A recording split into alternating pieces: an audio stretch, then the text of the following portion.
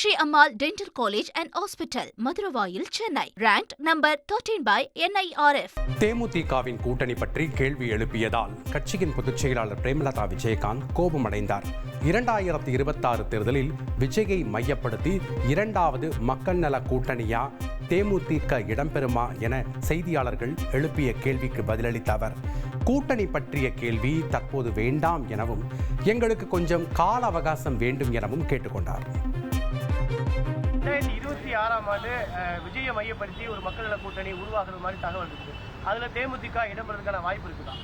நீங்க நான் எவ்வளோ விளக்கமா சொன்னாலும் மறுபடியும் நீங்க கூட்டணி கேள்வி மட்டும்தான் கேட்குறீங்க. நீங்க ஒரே ஒரு கொஸ்டின் தான் என்ன கேட்குறீங்க, ஒன்லி கூட்டணி கூட்டணி கூட்டணி.